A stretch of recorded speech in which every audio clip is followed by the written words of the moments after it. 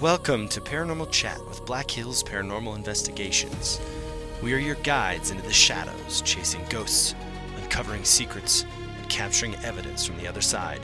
From haunted locations to mind-blowing stories and the gear that lights up the dark, join the team as we dive deep into the unknown. Grab your flashlight, turn up the volume.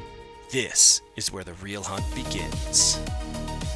Hey everybody, welcome back to Paranormal Chats with Black Hills Paranormal Investigations. We're excited you're here. We hope you enjoyed the last video where we talked about the spiritual side of paranormal. I know for me, it might have been my favorite so far, but this one is going to be way awesome.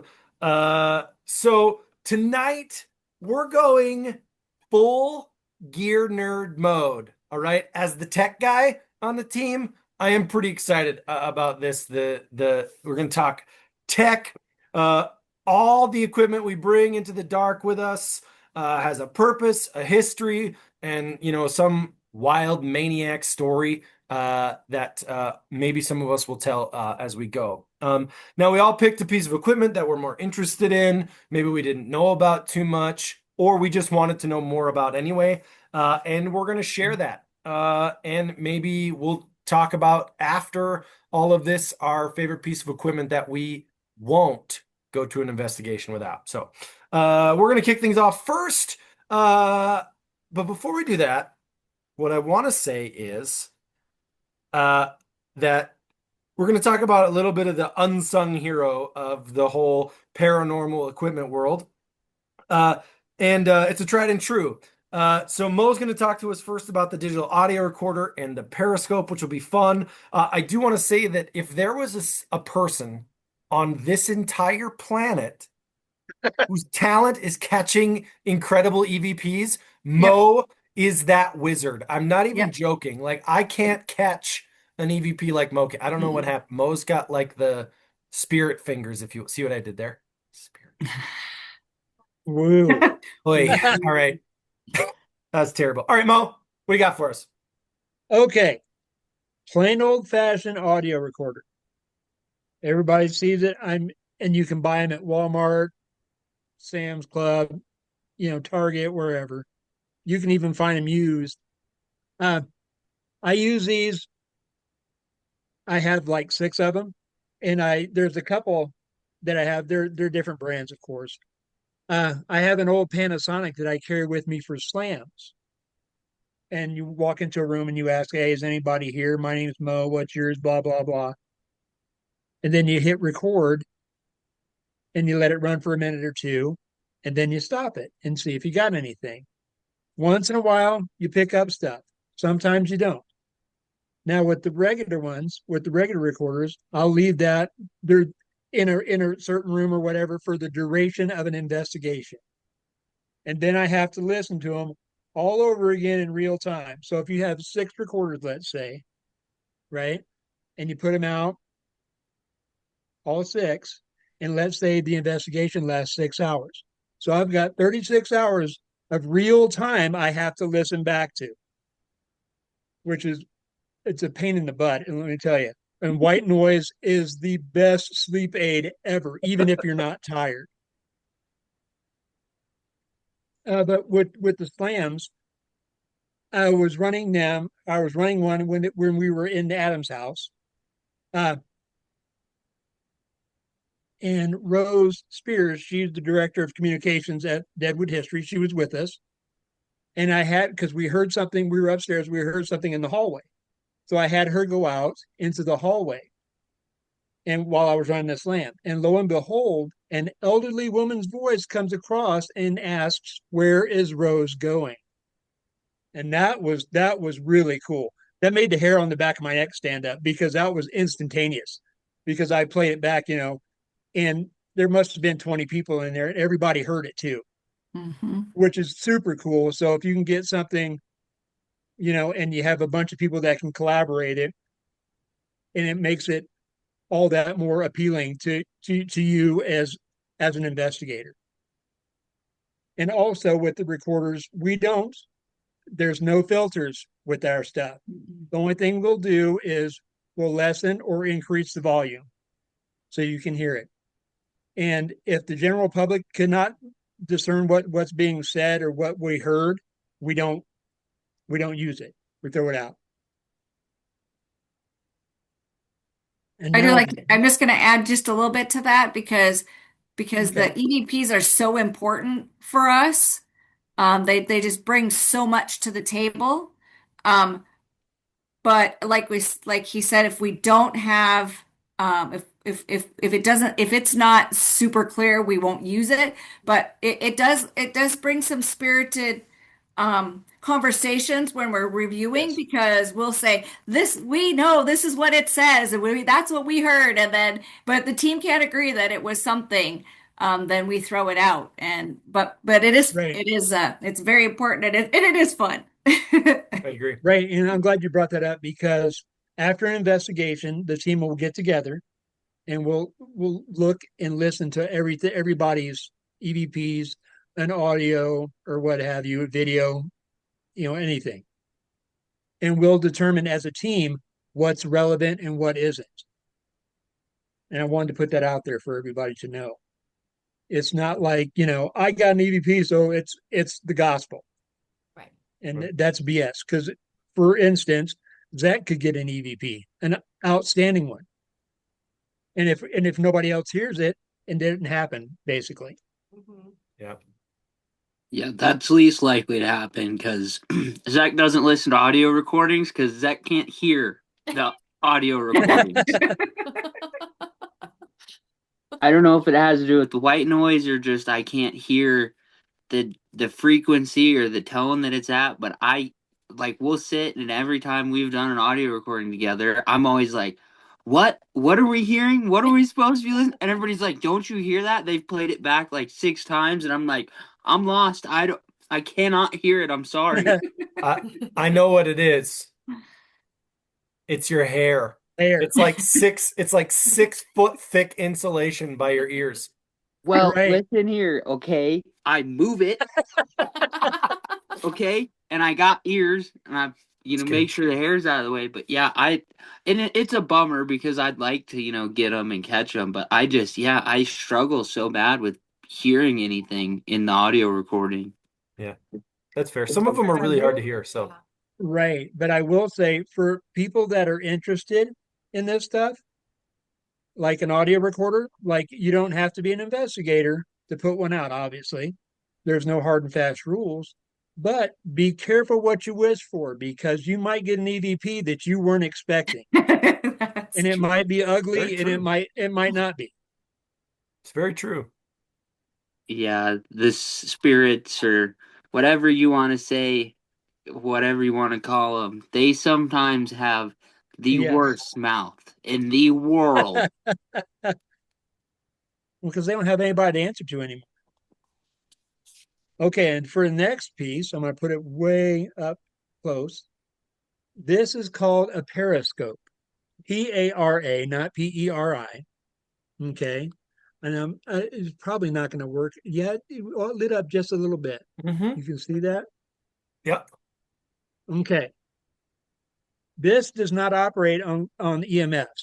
Okay. It operates on the triboelectric field, which is another word for static, much like, when you were a kid and you rubbed a balloon on your head, right? And it stick. So when you put this bad boy out in the stationary, you turn it on, of course, and it zeroes out to the static in the area that it's in, like a 15, 20-foot area. And anything that comes in that area with an opposite static charge, and you can follow it because the wands will light up, right? So if a wand's like, if this one lit up and it's going this way, okay, you can follow it, vice versa. And we've had tons and tons of evidence with this thing going off over the years. It's crazy good. And it's really neat when you put it in a doorway or something and we're all just hanging out and BSing and stuff, and all of a sudden that's going off and there's nobody around it, nobody's walking by, and you're like, whoa, what the heck is that? Because the static field does not, stray static field just floating by. I don't think so. So I think it's something else. Yeah. I did notice on one of our investigations, because, you know, kind of, I feel like part of what we do is debunking everything we see, but that it was going off, and there was a fly directly underneath of Yeah, the little arms that stick off of yeah, it, and that was kind of, it was lighting up a little bit. So if you're in somewhere with a lot of flies, I don't recommend using that. yeah. Check for bugs. But that's the only thing that I've ever seen make it go off that wouldn't be Right, not there, I guess, if that makes sense. right. Well, it was because, like I said, this operates on the triboelectric field. It's static. So if a bug comes by, it's got a different static charge. Of course, it's going to light up the periscope. Well, yeah, and like I said, it was directly underneath the little arms on Right. it. So it was real close and underneath. It's crazy to think that a little bug would put off enough of a static charge to activate it. Mm-hmm. Right. Yeah. Well, that's how sensitive our equipment is, though, Yeah. too, is because it's super sensitive. Because a lot of the stuff, we're not able to feel, Right. right? But you can see stuff. Mm-hmm. You know, it's cool though too because we talk about how sometimes whoever happens to be there, they kind of like to mess with us a little bit. And Hmm. it's really evident when the periscope, and I've only seen this a few times, but both of the red wands on it are but they're on opposite ends. Both of the red Right, ones are lit up. It's like, right, okay, now I know they're messing with us because right. how does it do that? Uh-huh. And also with that being said, I'm glad you brought that up. Each one's a different color. And if it lights up red, it doesn't mean it's a demon or anything evil. It's just that it just happens to be where, that red one, that happens to be where whatever it is that activated it is standing or Mhm. is Yeah. moving by. Yeah. Nice. That's great. Thanks, Mo. Okay. That's Who awesome. is next? What's that? I said, who is next? Well, that'd be me, but I want to tag onto that because we also have, if for those watching don't know, we also have some really awesome EVPs on our website. Yes. You go to our website and um, go to, I think there's a media tab, and you just go down there and listen to some of those. Are really cool. Take a listen, come comment down here us your favorite and let us know. Okay, I'm excited to talk to you a little bit about the K2 and Mel-Meter and kind of Okay. uh, and the K2 is a piece of equipment that I think now every single paranormal investigation team has in their gearbox. And they should, because it's kind of a cool piece. I'll talk about a little bit of the history about where the K2 came from and stuff like that. And then I'll talk about uh, the Mel-Meter and where that came from. So, and We have, and these are Mel-Meter twos, by the way. yeah, that's true. Very true. So this is a K2. This is what a K2 looks like. This I'm gonna also talk a little bit about a controversy in recent news about the K2, but I'll get to that in just a little bit. So the K2 it measures milligauss. It's an EMF, electromagnetic field. And this was actually invented by a guy named Keith Tupper from a company called K2 Enterprises out of New York. And this was originally invented as a safety device for people who were sensitive to high EMF, mid-high EMFs, so that they could check and know what was putting off high energy fields in their house, all that sort of thing. This thing will pick up quite a bit of EMF from computer. It's spiking a little bit if I get close to the computer here. So to pick up computers will set it off. Light switches will set it off if you're not careful. Cell phones set it off, anything like that. So anything with a high EMF. So it's a really good idea to kind of when first starting investigating. And I know we need to do this more. Is set a baseline of where we're getting high EMF so that we know where those are and we can kind of calculate our investigations that way. So guy by the name of Yeah. Keith. Go I'm ahead. sorry. What were you going to say? We used to do that with the high EMFs because the kit, like normally you're like where your kitchen is, that's going to be a high EMF area. By your TV, once again, high EMF areas. And also digital clocks give off like brain cancer levels of EMFs. Oh And yeah. I don't understand people have them right next to their beds. Yep. Alarm clocks are one of the worst. So if you put this next to your alarm clock, it will spike all the way to the red light. It is there. It is wild how much EMF those put off. So Keith Tupper, he thought it was really hilarious that paranormal crews started buying this for investigations. One of the quotes that I love that he said, I can't deny it. I can't confirm it. I can say our instruments only detect EMFs. So when it goes off, it detected some sort of field. What's the source it's attributed to? That's the question. So it's a really good, I mean, it's true, right? I mean, Right. it's pretty true. So it's kind of interesting. But he also said that he really can't explain the things that he's seeing, because he said he saw a lot of weird things. They themselves, once the paranormal community started to buy these, he and his team took them to cemetery in New York, and wanted to investigate for themselves. And I think one of the things that threw them off is that there should be no electrical fields in the cemetery. Right. So it was kind of one of those things where he's like, I don't know. Like I've got no answers for you. So it's kind of interesting to think about that. But yeah, so these weren't invented for paranormal anything. But they were, so a guy by the name of Jonas Brehammer from Ghost Augustine. A lot of people know Ghost Augustine. Right. Probably one of the first ghost hunting equipment stores in the US. And it's located in the oldest city in the US, St. Augustine, St. Florida. Well, Augustine. Yep. I've so been to the Fountain of Youth. Can you tell? I can tell. Yeah, very good. Need to go back. Just kidding. That's Yeah. terrible. I Yeah. don't mean that. Exactly. I'm I need to kidding. dump myself. Yeah. So he actually in 2001, I believe, he was searching for distribution stores for paranormal equipment, and he came across K2 Enterprises, and said, hey, this would be neat to have on our shelves. And of course, as you might imagine, the K2 wasn't really flying off the shelves at any point in that time. And then, of course, 9/11 hit and everything was all crazy. But I guess, the store stayed open. And then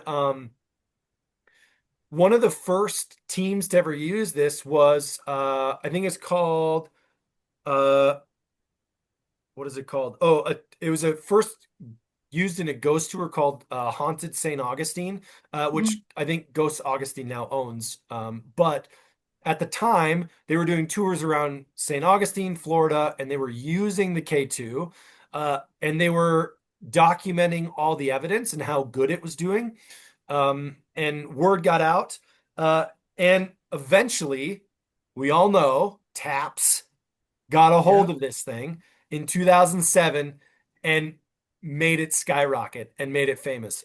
So yeah, Grant and Jason were blown away how this thing was working. They would use it for yes and no questions, all this sort of stuff, and it was just spiking, and they really, couldn't figure it out. So it became super popular. And I know back then, with Jason and Grant, they had just like that one K2 in our kits that we have. You have to use a paranormal coin because back then you had to keep your finger on them and keep them on. You did, yeah. You had to hold it on, and now you just push the button once and it turns on. So, yeah. But yeah, we have one that you still have to use a paranormal quarter for. Yep. Yep. So it also could be used. The guy from Jonas, I believe is his name, from Ghost Augustine, even said you can have a bunch of these. So go buy a bunch, and you can put them all over the place and use it for one for every question you have. So I guess you could do that too. But use it for all sorts of stuff. So yeah, didn't really become popular till after Tap started using it about 2007, and then it really started to skyrocket from there. So and I get people now in the paranormal world, I don't think we've ever used these phrases, but I guess other teams use them. Like, let's do some K2 work, or No, just K2 it. I've never no, heard that phrase, but I guess those are phrases that became popular, but I haven't heard that. But right. anyway, now let's talk real quick about, there's a huge controversy happening right now with the K2s. So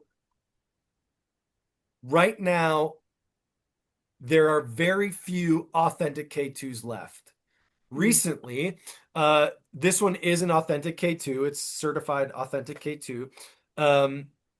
But there have been, because of the popularity, of course, the international market gets a hold of it and they create knockoffs of the K2s, which are not tested for anything. These are all tested, like field tested. These other inauthentic ones are not field tested. So there's false readings. They break very easily. I think I was listening to somebody who said they've had their K2 for over 10 years and they've dropped it like 150 times and it hasn't even cracked. But then other people say they have the fake K2s and they drop them and they shatter. Oh, So, geez. and But they unfortunately, come in all different colors. that's true. Oh. Yes. Unfortunately, the company is going out of business. So Oh. these are no longer being made. The authentic K2s are done. No longer being made because the Chinese market has pushed them out. Oh, wow. All those inauthentic K2s, the cheap knockoff brands have pushed them out the door, which is really unfortunate. But there's a couple ways you can tell, like inauthentic versus the real one. The main one is this label here. So this label is UV reactive. I don't have a picture of the inauthentic one, but if you go to Ghost Augustine's website and click on the K2, they have a whole video explaining how to tell the difference. But the main difference is this label.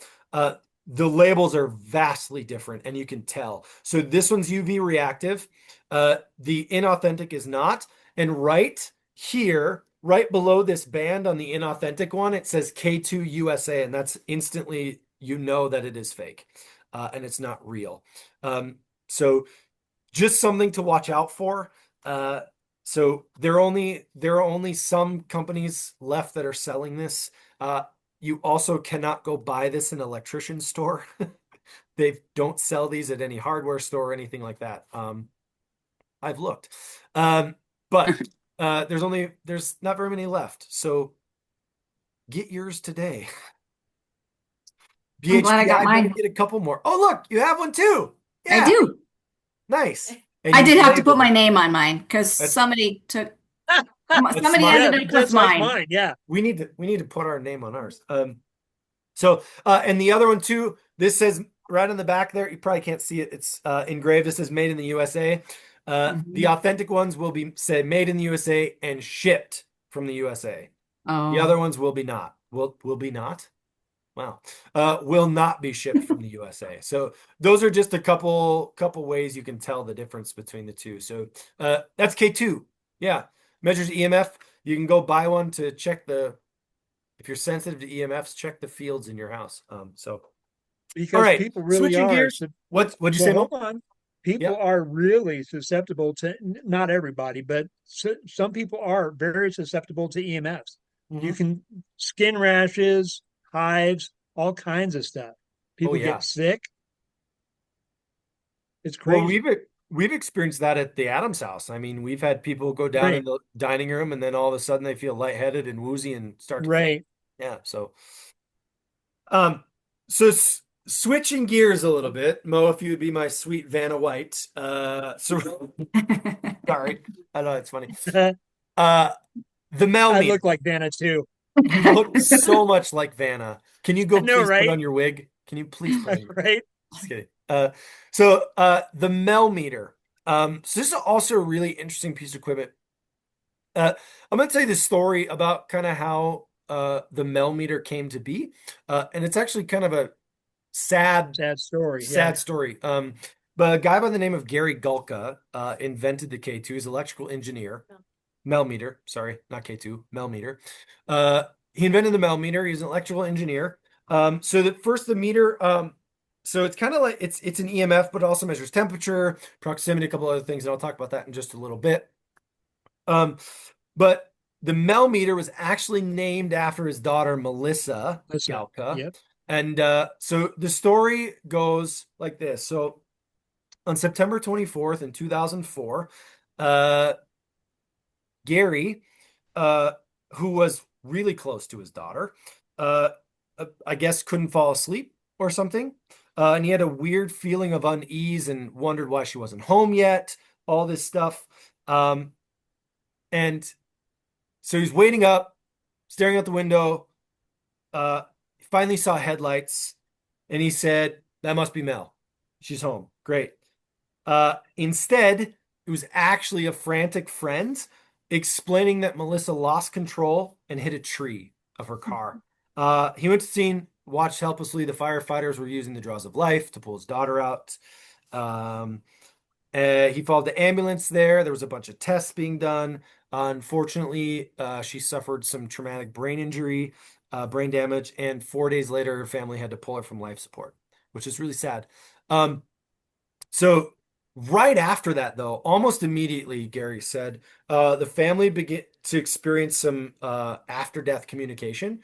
So they had to have activity, touches, ringing doorbells, lights turning on and off, those types of things. Also saw full body apparitions by I guess by sisters and brother-in-law. And then her father, Gary, said that he felt like a bad depress, and he placed his hands on his chest, and he didn't understand what was happening, and he really wanted to better understand all of this. So what does somebody do? Watching paranormal shows. So Gary started watching some paranormal shows, and he decided, you know what? I gotta make something for this. So using his expertise as an electrical engineer, he wanted to create a tool that measured EMF and temperature. So he invented the Mel-Meter. The first one was actually Mel-Meter 8704. And the numbers on that device was very significant because it was her birth year and death year. So she was born in 1987 and she died in 04. So that's kind of interesting. Yep.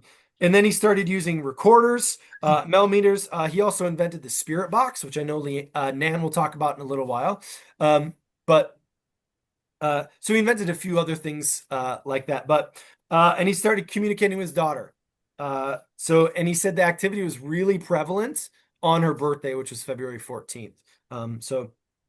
And after she passed, they kept doing honor. They kept getting in contact with Melissa, usually on her birthday. They would do it once a year on her birthday, and it became very prevalent. And he said he even caught on an audio recorder, "Hi, Daddy, I love you," which is kind of cool, which is pretty neat. Really, really cool. Yeah. So since the first invention of the Mel-Meter, he's created probably 30 other tools. REM pod, Spirit Box, he created all those. He has a small company out in Ganby, Connecticut. And he not only, this is wild, he not only makes tools for the paranormal, but he also makes tools for the aerospace engineering people.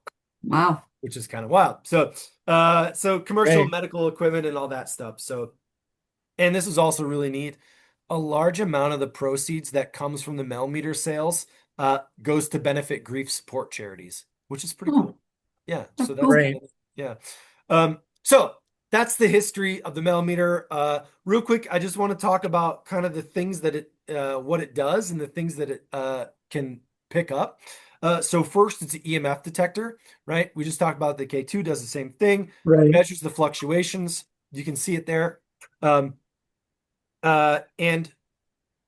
It also measures temperature, which you can see below those 2 zeros there. Yep. It is warm in Mo's house right now at 73.9 degrees. Thank you, Mo. It's almost 74. Yeah, this room is hot. It measures temperature, and you can tell when there's a significant temperature drop. You can read those numbers, and that is really significant. It measures the REM, radio frequency electromagnetic field. So some versions detect radio frequencies and EMF, acting as a proximity. That's what that antenna is for. Yep. And then it gives you audible and visual alerts with that screen there. So thanks for the screen. Is it working? Yeah. Can you hear good. it? No, can't hear it. Oh, yep, it's working. Good. So, we can use it as a tool. One of the good tools to have in the box. It's great. It can be used stationary. It's got a little kickstand on the back of it. Yep. There, you can set it up as a sort of on a desk or whatever. Yep. Pretty Right. nice. It's also handheld. You can also wander around with it as well. So As long as you don't move it fast, because yeah. now it's constantly buzzing. Yeah, and don't poke somebody's eye out with it, because Right. yeah, because that antenna can be wily. So Mel-Meter, really fascinating story. Gary Galka has done some pretty amazing stuff for the paranormal world.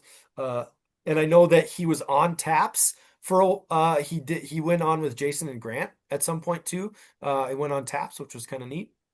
So yeah, K2 Mel-Meter, pretty cool stuff. Yeah. Right. So Very And it's still going. thanks, I'm gonna turn it Vanna. off. Yeah. I really appreciate it, Mrs. White. That's so assuming she's awesome. married. What's that?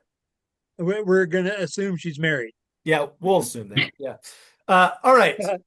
Now let's jump to a piece of equipment that's really only been in the paranormal community for a short amount of time. I know, Zech, you're probably going to touch on this, probably, and he's probably going to be mad at me that I mentioned it. But fun fact that I can tell you about the SLS camera is that the paranormal started experimenting with it after it was featured on Paranormal Activity 4. So there you go. Zech, give us the rundown, pal. Sorry, I didn't mean to burst your bubble there. No, that's okay, because I didn't even know that. It's so what Casey is talking about is our SLS camera, which is pretty new to the paranormal world in the realm of things. It's only about 15 years old, or excuse me, not, oh my goodness. Yeah, 15 years old. I'm bad at math today. I'm sorry. But it kind of came out in 2010. It's your structured light sensor is what SLS stands for. We have two of them. Yes, they're awesome, and it's kind of cool. Bill Chappell was the one who took what we have is an Xbox Connect is what it uses as kind of the eyes of the whole deal, and then you got a power supply and a tablet or whatever you want to use as your viewing device. And so it's kind of awesome. He came up with the software, working with the digital company, Digital Downing, if I'm pronouncing that right. I might be wrong, but they kind of came up with how to get it to work on a tablet or your phone versus the Xbox. But what it does is shoots out a bunch of little dots, basically, and it's kind of like as they shoot out, kind of bounces back to whatever it reads on the eyes there, and then off of those eyes bouncing back, it reads distance and creates a structure. That's why sometimes you can kind of see stuff there with it and kind of not. In my experience with it, I catch a lot of stuff, thankfully, and everybody at the Adams actually got to see every time we used it. Pretty much, it was kind of crazy how much we caught with it, but it really made it my favorite after experience with it at the Adams, because and I'd always like move to try and make sure that I'm not just catching something random, and would always come back to it. And it's just an awesome device, and it works really well, and I'm very thankful we have it. Yeah. One thing too is I Right. noticed this the last time we used it. I had my phone out, and if you're using your phone camera, you can actually see the entire field of what the Kinect is throwing out. So if you look, it's like a square, and you Right. can actually see that entire field on your phone camera. It's kind of cool. Wow. It's kind of cool to see. Yeah. Yeah, And Zach, you one thing you have to mention is you got to tell people that you were looking for stick figures. oh yes, yep. So it's stick figures, and with that, you're walking around looking at a whole bunch of stuff, and you would think, like in the Adams house, they have a sort of a mannequin figure, and you would think that that mannequin figure would make the SLS camera map out a figure being there, but it doesn't, because it doesn't map inanimate objects, which is one thing to note about it.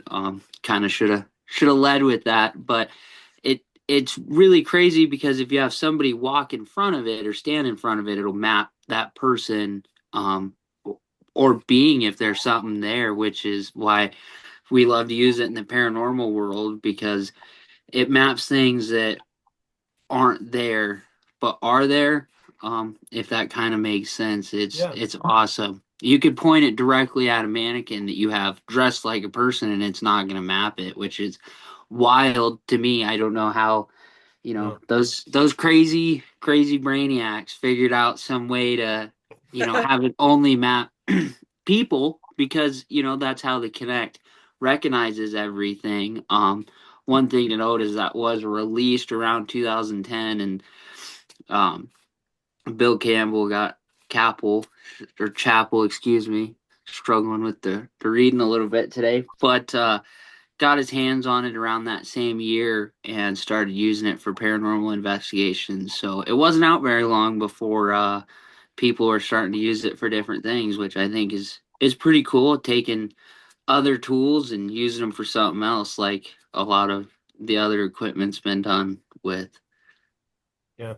When There's a you were lot of. talking about, Go ahead. go ahead. Nope, you first, Mo. When you were talking about Bill Chappelle years ago, when Ghost Adventures was up here, and we were featured on the show. Yeah, yeah, yeah.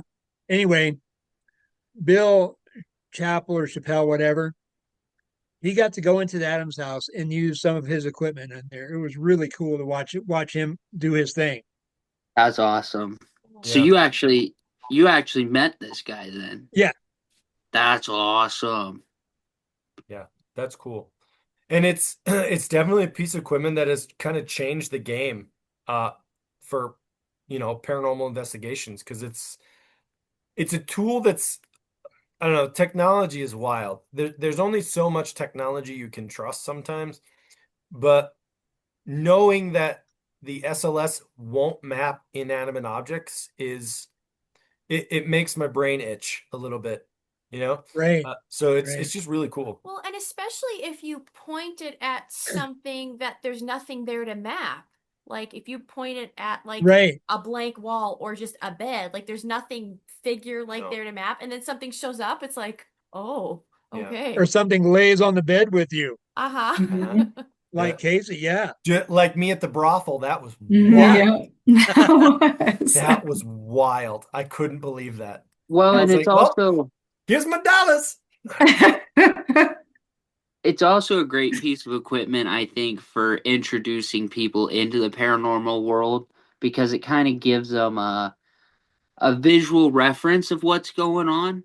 Um, Yeah. like at the Adams, when we're doing the investigation, and you might be having a really dull investigation, and one of us comes in with the SLS camera, and we catch just a glimpse of something, just enough for people to see that there was something on that screen, and now all of a sudden everybody's into what's going on, and their whole Right. attitudes changed, and it's an awesome piece of equipment, and it works wonders. And yeah, like Casey and Mo were saying, it was crazy. It was almost every time, not every time, but a lot, that I'd come up the stairs at the Adams house, and I'd point him into um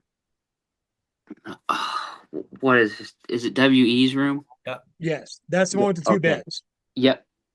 Okay, no. The Mary's one I'm room. talking about, Mary's Mary's room. room. Sorry, I got Across the those hall. mixed Yeah. up. Yep. So Mary's room, she has a chest at the end of the bed, and almost every time it was like there was somebody sitting with their back against the chest on the floor, watching us for waiting for us to come out of WE's room across Right. the hall to the other room. And sometimes it spooked me because I'd be, coming up the stairs with it, and then all of a sudden there's something there, and I'm like, oh my goodness, what is this? So fast. So it's awesome, and it's great. And if you can get your hands on one and it's something you're into, I definitely would, recommend trying to get one.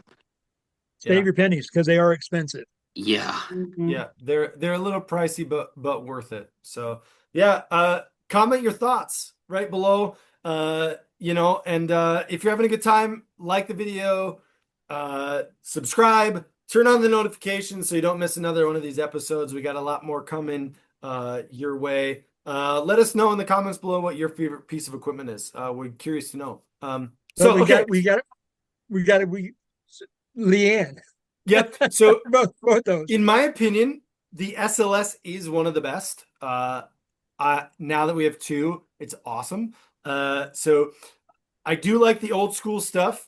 The old school is really cool, but something about the SLS is really intriguing. So it's kind of sweet. In fact, you can see the spirit is really awesome. Now, so we use that to see, but what do we do to hear potential spirits, right? That's the question. What do you use to hear these spirits in real time? Is there a piece? Yes, there's a cool piece of equipment in our gearbox called the spirit Yeah. box. Nan, what the heck did you find? All right. So I chose a spirit box, and honestly, it was never my favorite. I've kind of like up until this point, I was like, about the spirit box. But doing this research, I gained a lot more appreciation for it. So the spirit box, so I've actually got one here. Kind of hard to see. This is an SB7. Seven, yeah. So it falls under kind of the umbrella of ITC, which is instrumental transcommunication. So to contrast it with what Mo was talking about earlier with the recorders, they catch the EVPs, so kind of the recorded voice phenomena that you would kind of capture playback after. This is more of an in real time communication. Sometimes they've been dubbed as telephones to the dead. So essentially what it is though, it's a broken radio. If we're gonna get really technical. But it's a little radio. It's a little radio that's modified, and it scans through AM or FM stations. You could go forward, you could go backward. And it's not like the words are being played backward, it's just the number like 99.9.8, whatever. Right. And then you're looking for it's creating this white noise, and you're hoping to catch a disembodied voice or have some communication in real time. So just kind of looking at the history of these. So kind of for a while, I think people have, tried making little devices on and off. I think one of the most notable ones, though, is kind of the predecessor to the spirit box. And that is in the 1990s. So a guy named Frank Sumption, he was in Colorado. He was actually inspired by a Popular Mechanics magazine article that came out around Halloween. And the article was about I think they had all these diagrams and about devices used to communicate with the dead. And they used Konstantin Radova, who did a lot of the old EVP work and stuff. He had this little diode, so they put the schematics in there. This guy, Frank, he tried to build it. It was unsuccessful. And so I guess it kept bugging him. And so he kept trying it over time. So what he claims is that he had a dream in which beings came to him and told him how to build this device to communicate. So as the story goes, and there's a book that's written about him, and his wife details a lot of stuff where he got up and he went to the kitchen table and started writing all the stuff out. He was in a trance, writing out all the diagrams and plans. And over the next while, he just started building it. And eventually what came to be known as the Frank's box. So pretty much it's kind of this device that he MacGyvered out of stuff in his shop that he took apart and put back together. And it had, again, kind of that similar radio sweeping function in there where, it would play this audio feedback and then voices would come through to him. People still use these on occasion. Yes. Yes, and Mhm. they're like way big. They're like wooden. They're Right. really cool looking. Only about less than 200 of them actually exist. And sadly, Frank passed away, so you can't get those anymore. So if you can find one, that's like a Frank, like authentic one, that's pretty cool. Um, but one thing again that's important to note that his intention with building them was not to communicate with spirits or the ghosts or the dead, but it was ETs and aliens. Oh, And again, Oh, yeah. yep. So I'm again, in. from that book, there's this quote. It said, Frank never gave up the hope of being able to convince people that the true purpose for his boxes were not for ghost communication, but rather for communicating with those in other planets and other solar systems, and that ghost communication was just a side benefit of the technology. So interesting. That was is my shooting for the favorite stars. quote of the night. Right. He's not the only one. So Friedrich Jurgensen, another guy who is probably known for more of his EVP work back in I think the 50s. He was another one who had some other devices, and he believed that it was ETs communicating with him, not necessarily ghosts. And apparently, again, he believed that he got telepathic messages from ETs telling him to use the radio as a medium. Hmm. And so he would turn the dial to get right in between the frequencies, and he would use that. And apparently, Nice. 1485 was known as the Jurgensen frequency. That I guess he had a lot of communications on that one. So, Interesting. um, Huh. so yeah, so that's Cool. the history of it. So then, kind of fast forward to what we know as the spirit box. So probably the most widely known one is the PSB7, created by Gary Galka, who Casey was talking about. Again, designed exclusively for paranormal researchers, so it wasn't like it was some other thing and ghost hunters just got a hold of it, but it was made for us. Um, and actually, fun fact, the spirit box was kind of made its big public official debut in 2009 at an investigation at the Trans Allegheny Asylum, on ghost adventures. So Cool. so that is that. And then I was always curious, like the name, like what is up with that? And actually, so there's this guy named Chris Fleming. He's like a sensitive, a medium, and I think he collaborated with Gary Galka a lot in kind of designing, putting it together. And some excerpts that he talked about where, so while they were putting this thing together, they're experimenting with it, testing it out. And they actually, in spirit box sessions, they asked, like, what should this be called? And it said, there was an overwhelming response to the word spirit followed by box. While Hmm. questioning the name spirit box, I heard the name shoot back SB. Curious, I asked if they liked the name spirit better than ghost, and they said yes. So, and then as for the number 7, I guess in a lot of their spirit box sessions, the number 7 randomly came up. They also felt that 7 was a highly spiritual number, so that's why they chose it. And then another cool thing is like you'll see it a lot, the PSB7. So it stands for paranormal, but also at the time in Congress, there was a bill called the SB7 bill. So they wanted to make sure they added that P just to differentiate. Oh. So there was no overlap with that. So That's um, funny. That's cool. so getting into how it works. So kind of the standard popular belief is that spirits or entities manipulate the radio signals and somehow create words so they communicate with us in real time. And that's one that, like, I've always heard that. I can never wrap my head around that. And I guess I think about, like, me right now. I wouldn't know how to do that. I do not know how to listen to a radio and manipulate it. So I'm like, is there something that, like, when you go to the other side, like, you know that? Like, is there, like, how to mess with Ghost Hunters 101? Like, I don't know. Maybe so. Who knows? Maybe it's just really obvious. They're like, oh, you just have to do this. I don't know. Um, but some more like modern, like recent theories have come out that kind of really stood out to me. But to kind of get into that, to tie it in, we have to bring up the very popular Estes method. We're always asked about that if we do it, you know. So Estes method, that is my other notes here. So back in 2016 in Estes Park, Colorado, at the famous Stanley Hotel. So I don't know if they still do, but at the time they were doing paranormal tours. So similar to what we do with Adam's house, they do the tours, people come and buy tickets. So it's not like staged haunted house things. It's just like, let's see what happens. So some of the resident investigators there, they did spirit box sessions. They had the idea like, okay, so what if we isolated the noise into a person? So rather than just playing it out loud. So they put some headphones on, they closed their eyes, they did some stuff, and then they're like, oh, that's kind of interesting. Over time, they started kind of tweaking it and just adding more controls just to make sure there's no like, you're not seeing, like if you're on the spirit box, you're not seeing the people, you're not seeing their lips move, you're not hearing them. And so so some other people who have worked a lot with the Estes method, they've kind of come up with a theory that it's not so much ghosts manipulating the radio waves to talk to you, but that the spirit box itself is kind of like induces this psychic trance, and it's like this telepathic communication. I have an interesting quote here.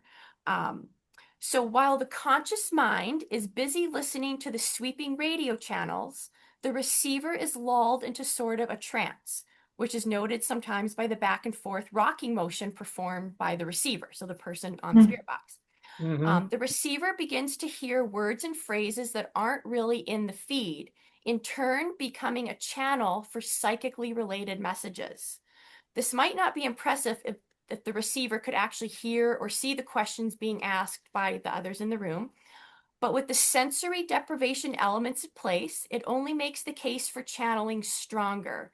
In fact, it makes the Estes method, it appears that the Estes method works even better when the receiver is already psychically inclined. So I would agree. Just and from our group. Yes. And Yeah. I think it also like why some people have an easier time with it than others. Right. I think That adds makes to it. total sense now Mhm. that you say all of that. Yeah, And 'cause then I another one of the struggle. guys who kind of developed the method, another quote from him, he says, I think it's quite possible that the method is simply a barrier breaker to being able to perceive the voices of spirits that are trying to communicate via our minds. It's been said by many investigators that the best ghost hunting tool in the arsenal is the person themselves. We just took it to another level, literally making the person's auditory senses and mental perception the instrument. So I thought that was kind of cool. That's pretty cool. That's very cool. But one fun fact. So again, I always get the question, are we going to do the Estes method? Do you guys ever do the Estes method? So according to these guys who came up with the Estes method, to do the actual Estes method, you have to have some pretty stringent requirements or key things. So those are, so you have to have obviously a receiver person who's going to be on the spirit box and an operators like asking the questions. A really tight, solid eye mask or blindfold. They only consider an SB7 to be part of the Estes method, and also Vic Firth headphones, and they have some very specific numbers. These ones are made for drummers. They block up to 25 decibels of external noise. Right. So according to them, if you're using other things or earbuds or a different ghost box, you're not doing the true Estes method. You're still doing spirit box work, but you're not doing the Estes method. So I guess technically, I've never done the Estes method, but it's all Neither good. have we. Right? Right. So, but one thing they did do some variation. So normally you would have like one person on the spirit box, a bunch of people asking questions or whatever. They do some variations where they isolate the receiver and the operator. And I don't know the logistics. I don't know if there's cameras involved when you're recording it. Another variation is where they have multiple receivers. Like so maybe you have 2 to 4 people, each one blindfolded headphone spirit box at the same time, and then you have the questions being asked and seeing how it's like interacting all with each other. So I think that would be a fun one. We should do that with Very Mo fun and to Casey. So So way fun. Let them yell at each other in spirit box form. Right. Right. But yeah. So I really like that idea of kind of like the psychic, the channeling. I think that really adds another really thought-provoking aspect to that. And one thing that's cool too, and this really stood out to me because when we do our spirit box sessions, sometimes there's so much randomness, or you like you sound like you're interrupting somebody else's conversation. So again, that Chris Fleming, this is some stuff that he wrote where, and again, he was the one who collaborated with Gary. But he said pretty much like when you're using the spirit box, it's really important to be very like the focus of where your message is headed is so important. He said it's kind of like if you just ask, is anybody here? It's almost like asking that to an empty warehouse or the middle of Times Square on a busy day. Or they said like he kind of likens it to like being like a chat room, but the old chat rooms. So you have people coming in, they're popping out. Some people are having private conversations. Some people are butting into that. So sometimes on the spirit box, you'll hear get out. It may not be directed to you on the spirit box, but it could be here's two folks having a conversation, someone's butting in and they're like, get out of here. So Right. so I think that's why you never know what. So I think unless you're very focused and intentional about who you're trying to talk to, you might get everything and anything. Yeah. So, And yeah. it was interesting too because we were watching Dana and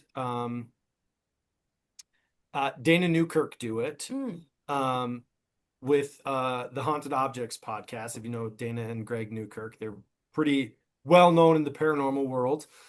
They were doing Estes method, and it was like they interrupted a conversation between two entities because they were getting there was like two separate personalities clashing and saying things at the same time. So that's also interesting. So I think we've probably experienced some of that We too. have. Yeah.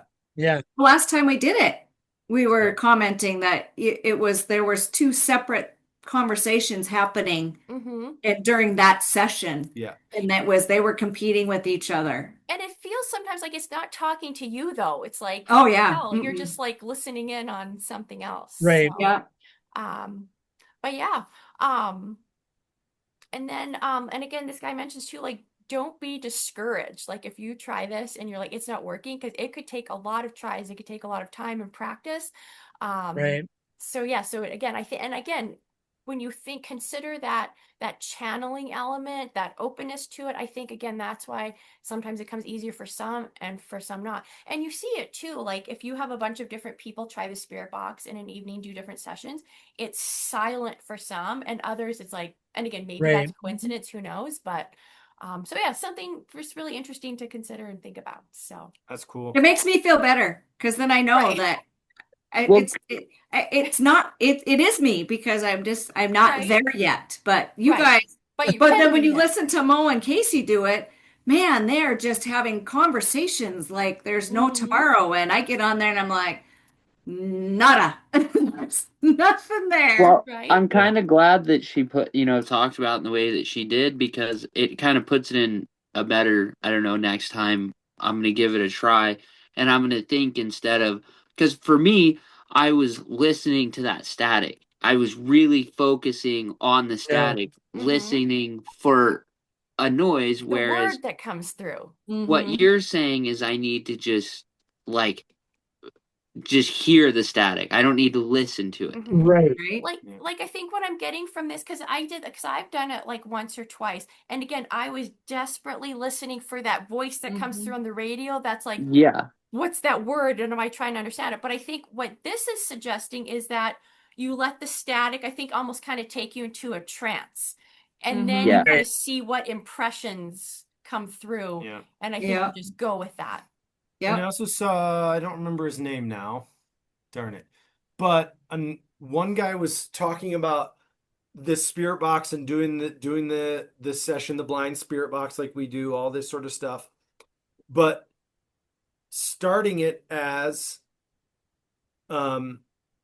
spirits, we're here to communicate with you, but in order to do so, please use the person sitting right here, blah, blah, blah, as the channel, and speak through them. They have the ability to hear what you're saying, something like that. I mean, that's not exactly right, but I thought that was also very interesting, of starting every single session that way, so that, you know what I mean, the spirits know that this is the Right. channel, and this is who you can communicate through. I thought that Right. was really interesting. Well, and to be very deliberate about who you want to talk to. You know, we just randomly throw stuff out there and then we start feeding off of that, which is I think okay, but to be a little more deliberate about keep what focused. we want to come back to us, that makes Right. more sense too. So something to think about for our future spirit box sessions. I think It is. Right. a good idea. Especially because if you know the history of wherever you are investigating and you know who it is that you want to communicate with, or you have an idea who that could be and address them directly, that seems like it would make sense. Maybe they're on the other side going, oh yeah, they just want to talk to anybody who shows up. I guess I'm not important. Yeah. Right. Right. True. And also too, what was kind of a cool thing again with us and our protection and spiritual safety first, the guy Chris Fleming, he also mentioned he listed a bunch of procedures and stuff, like, you know, documenting things, but he also like put an emphasis on like ending the session and making sure it's closed. And he almost like suggests like having like a spirit, I think he called like a spirit technician on the other side, who could make sure, like, let's make sure anyone who came through is out of your space, and being like, everybody who came through has to go back now, and we're ending this session, so you don't have any hitchhikers and loiterers and things like that. So I'm like, oh, I've never thought of that before with the spirit box. Not at all. Nor have I. Yeah, that's a good idea. Yeah, It's a good so idea. that was just Good a thought. little spiritual hygiene there, but That's cool. It definitely, sense. I found that it takes some like finesse and like zeroing yourself out. Like when Right. you really want to do it, you gotta zero your brain out, because if you've got a lot of stuff happening in there, it's not going to be effective. And that's for me, because I've Right. been there and I'm like, I don't hear diddly squat, but then the next time I do it, I mean, it's like nonstop. Right. So yeah, it definitely takes a little bit of putting yourself under, you know what I mean? That sort of Right. But and also, but I think with what you're saying, and I'm just adding on, you got to be in the proper mindset. yeah. Yeah. Oh, And absolutely. I think that's exactly what you're saying too. So Yeah, gotta be, because if you're not, it's just not gonna work. Right. It's lots of like noise and distractions around. Yeah. right. You're And you'd probably be not talking about Doritos and your mom's toes and all kinds of right. weird stuff. So Yeah. yeah, it's pretty cool. So now that we focused on, we've had some high-tech stuff, we've had some classics. Let's dive into the old school. Oh, Old school. Yeah. The concept is very old school. What we use in the paranormal world nowadays is a little bit more new school. But something really interesting, some guy by the name of Herodotus wrote about dowsing in the 5th century. Kind of wild. It's been around for a long time. Chinese texts talk about it. In like 4,000 years ago, they were witching for water. So pretty old school. But we have a really cool freaking way to communicate with ghosts using dowsing rods. And I know, LeAnn, you are so stinking good at these darn things. I don't know what it right. is, but when you hold these, those spirits are like, oh, wait, you know what? I know what it is. It's the mom vibes. The It spirits feel might be. very comfortable. And they're like, you know what? That's mom. That's just mom. And Right. yeah. So what's going on with those dowsing rods, LeAnn? So, and I'm pretty sure everybody's heard of dowsing and witching for water, particularly. They've been around forever. Everybody knows what it is. Um, we have the modern version of that, I will say, because I know some of our followers and people who come to the Adams house, they have dowsing rods too. They have the old school, the copper ones, but we have the modern cool ones, and we have them because and these are just so cool. They light up. which is very handy to use in the Is that dark. cool It is or very what? handy to use in the dark. Yeah. When you have, and there's different colors. I just prefer green. I don't know why, but green works well. I don't know if it's because our color is green. I just think maybe. But when I use them, I always pick green. Um, uh, they're I don't know what it is about them, but the first time I saw them, I flipped out. I just loved them immediately, and I was afraid to try them.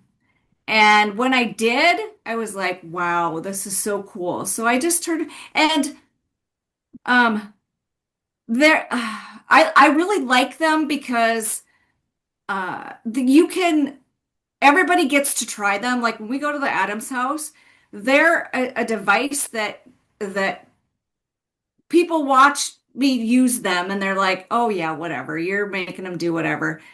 And I'm like, no, I'm going to show you what I do with them. And then you guys, everybody can try them and everybody gets to try them. And the minute you put them in your hands and you can feel, I mean, you don't move. They're designed, they just are on this swivel. And so, yeah, you can swing them around if you want. But that's not usually what happens. We usually just try to hold them steady. The dowsing has been debunked many times. They say, no, you can manipulate them, you can do whatever. Well, I'm here to tell you that they work. I don't care. I don't care who's out there. They try to tell you they work. Now you watch this. See, now I'm sitting here and I just hold my elbows to my body and I don't move and so you can see they're moving. There's somebody here. I will tell you, so I know that we talked about this before. So my daughter passed away. Well, so I talked to her with these, and um, she hadn't been communicating, but the kids were back from Japan over Christmas. Now I wanted to take them out, but my granddaughter we had talked to Jacqueline before with her. And I think she didn't want to do it this time. And so I didn't even we didn't even bring him out. But so today I was like, we were so busy, I didn't even have the opportunity. So today, I pulled them out because I was like, oh yeah, we're gonna do this tonight. I wanna test it out. There's always somebody in my house. I never know who it is. Yeah, I know. So you can see somebody wants to talk. They're moving. And somebody wants to talk. So I pulled them out today and I asked if Jacqueline was here. I said, Jacqueline, are you here today? Yes. I And for said, the world's watching, she's not moving her hands. not. I said, Jacqueline, I said, did you see when the kids were here? Mm-hmm. Yeah, were you happy to see him here over Christmas? We had such a good time. Were you happy to see him here? Yeah. Yeah. Had you been in Japan with them? Yeah. So they went back to Japan.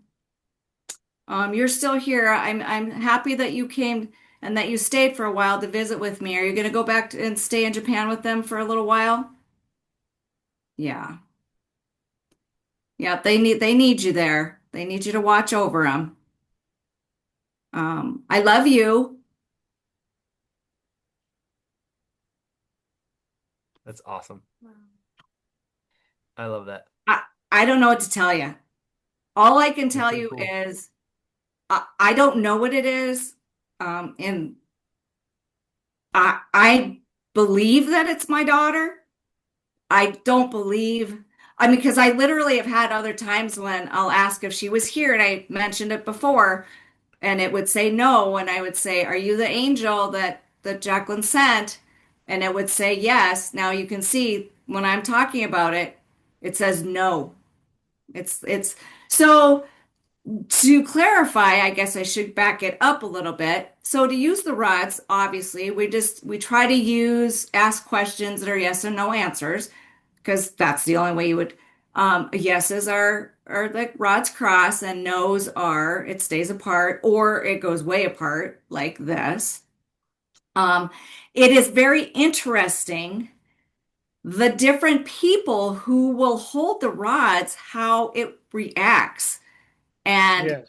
there have been people at the Adams house and they'll touch them and they have to hold them way out here because they'll start spinning and spinning crazy. There was a woman who she had so much energy, those rods would not stop. And we would try to get it to stop, and you could say, "Can you just stop them for a little bit so we can ask?" And they would stop, and then they just couldn't stand it. They would start spinning again.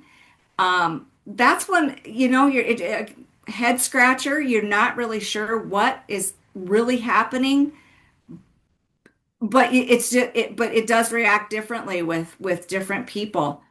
Some of them, I had one guy, he was hilarious. They would just point at him. That they would just turn and they would point at him. And so he's walking around. So who's the cool guy? And it would go whoop and it'd point at him. He's like, see, I'm the cool guy. I don't know what that was all about, but it was funny. But again, it's one of those things that, we let all of our whoever wants to come investigate the Adams house, or if we go to a business or a home and we want people to participate in the investigations with us because it makes them feel better if they're participating.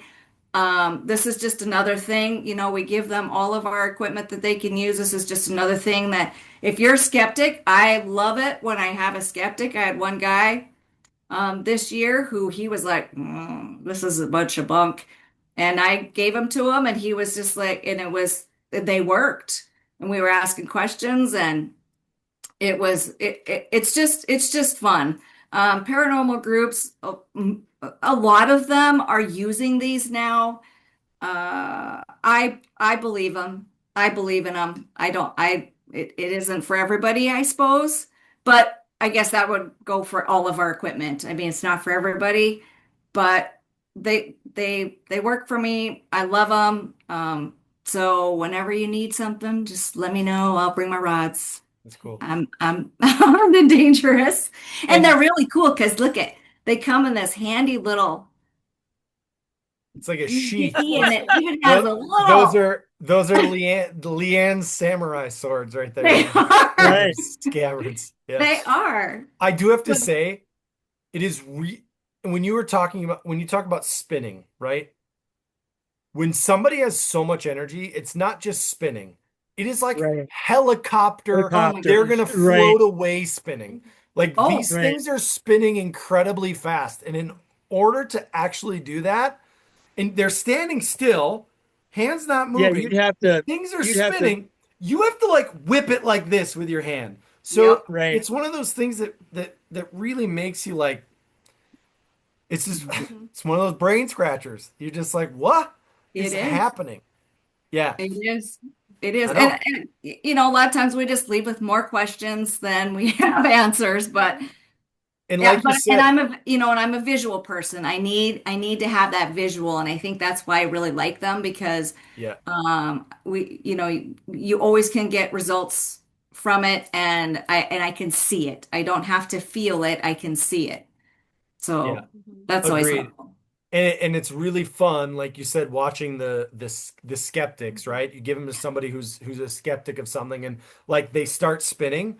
And this has happened on my investigations where I'm like, "Could you please make that stop?" It spins and goes, and they're like, suddenly you see the blood drain from their face, especially and then become ghostly white. Especially if you see the person holding them, like they're not moving, and then they just stop, and they're like, oh, this just got real. And and there have been times when it's like spinning, and not slow stop, but spin.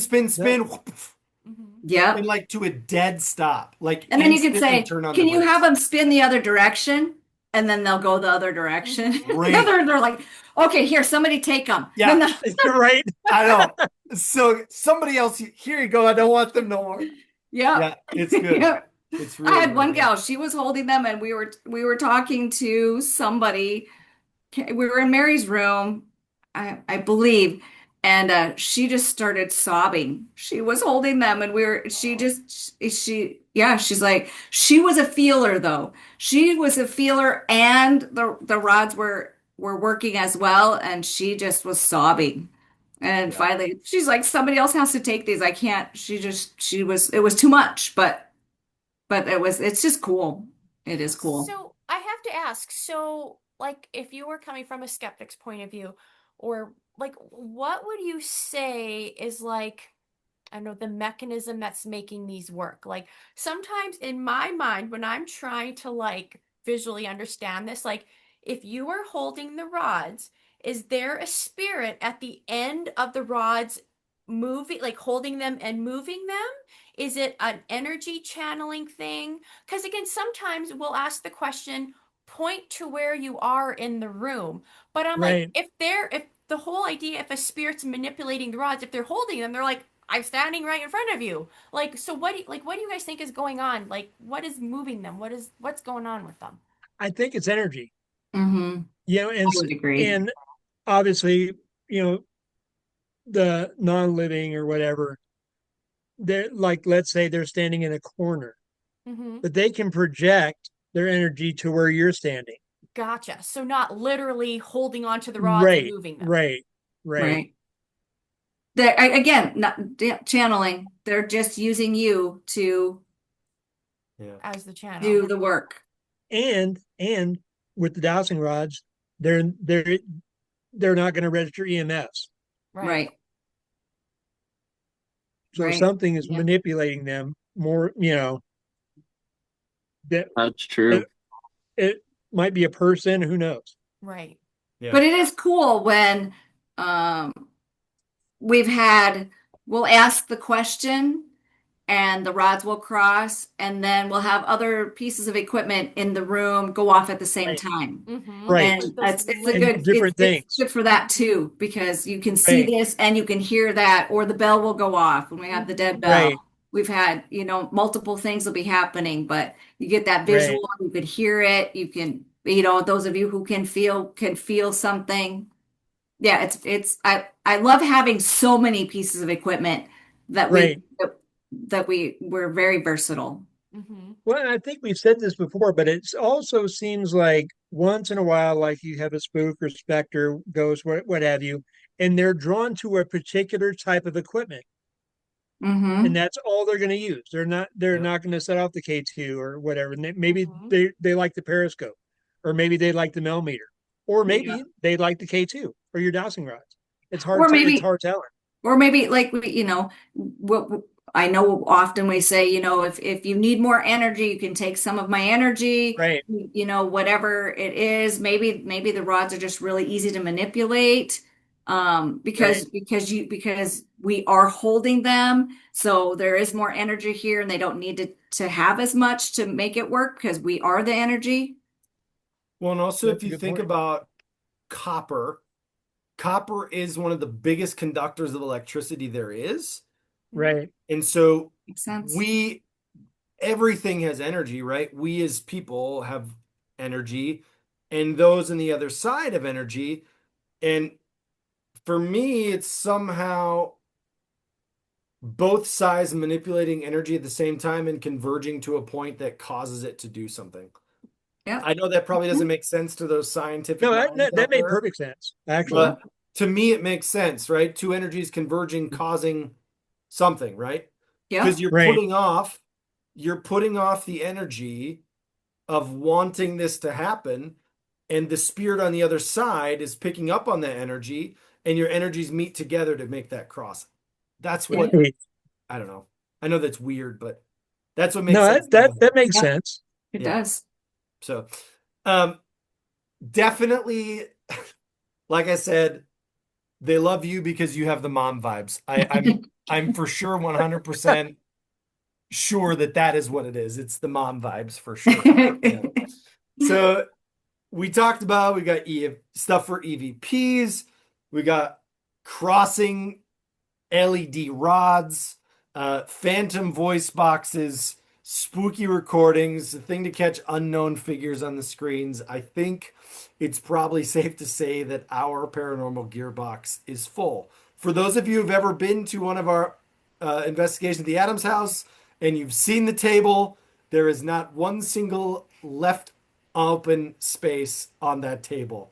We have 100 gearboxes, not really that many, but that's exaggerated. Right. We've got And then we've got a lot. We've ordered 2 EM pumps now. Yeah. So And we're we have adding. another K2 with LeAnn. We're always adding. Yeah, we're always Exactly. adding full gearbox. It feels like 100 cases when you're carrying them up a long, narrow flight of stairs. Right. Morning. Right. At 2 a.m, you're like, oh, is there more? Yeah, Right. it's good. Not to mention, we have the DVR system that we have all of the cameras. So that is and cables. And yep. another device that it's just a cool tool. It's definitely a full gearbox over at BHPI. We need a cool van. So if anybody out there who's watching this wants to donate a sweet, awesome van for paranormal team, we're your team. Yes. Just saying. We want a cool van. It's for sure going to be green if we get our hands on it. Or black. Yeah. Or black with green. With green rims. It's got to have cool green rims. Wouldn't that be sweet? Yes. Like your shoes? Like the shoes that we have. I'm not wearing my green shoes tonight, but it's okay. No, I'm not either. So I think there was some awesome research done. This opened my mind. I have a new appreciation for pieces of equipment that I just kind of left to the wayside and didn't really care for. Now I really have a better understanding of all the stuff that we use. We have a lot more things. This episode could probably go for 6 hours with all the equipment that we have. But all of these are our foundational pieces of equipment that we use the most. All the stuff we talked about is the equipment we use the most. I think the only thing that's left out would be kind of our DVR system. Or the FLIR. And the FLIR. We use the FLIR quite a bit. But yeah, so it definitely, I don't know if anybody else gained an appreciation for some of these pieces of equipment, but I know I definitely did for sure. Now, I think it'd be fun. One last thing before we wrap this up. I want to ask, and we can kind of go around the screen, as you will. What is one piece of equipment that is your must-have tool on every single paranormal investigation that you won't investigate without? Flashlight. Okay. Well, yeah, duh. Okay, Zech. Yeah, right. That's flashlight. Yeah, that's good. Anybody? For me, audio recorder. Audio recorder. Yeah, that's good. Yeah, definitely. Yeah.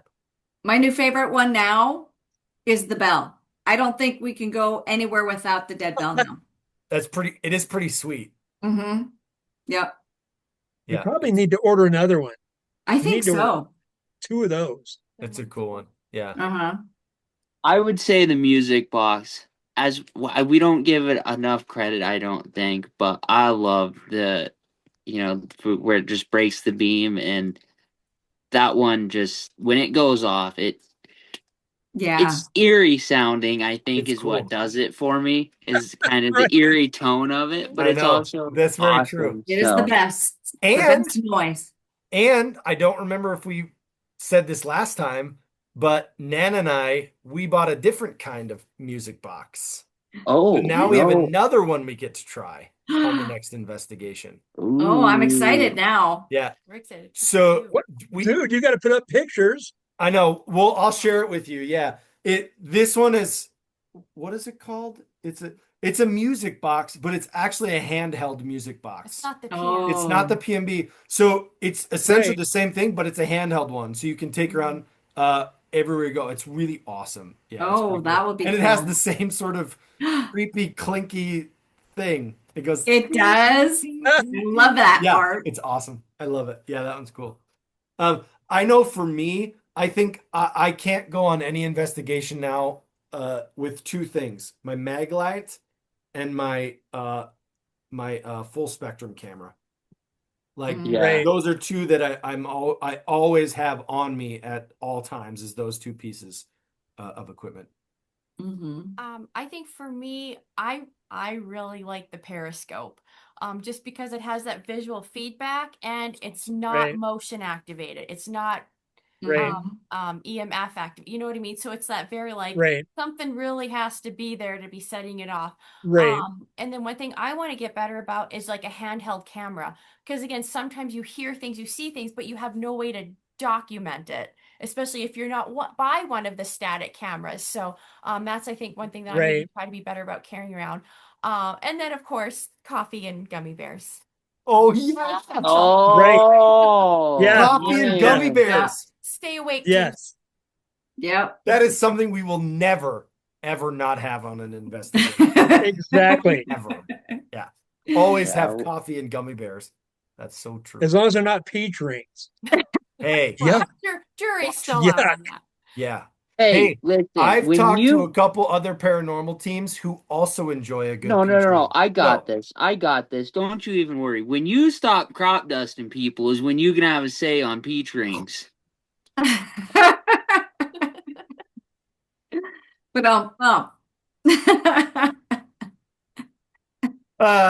That's good.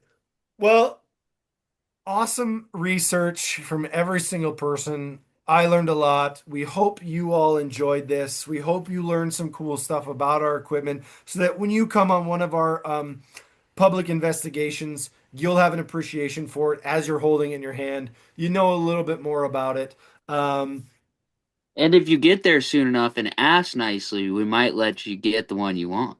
That is true. That is true. So don't forget to like, subscribe, share, spread the word, turn on the notifications so you don't miss the next episode.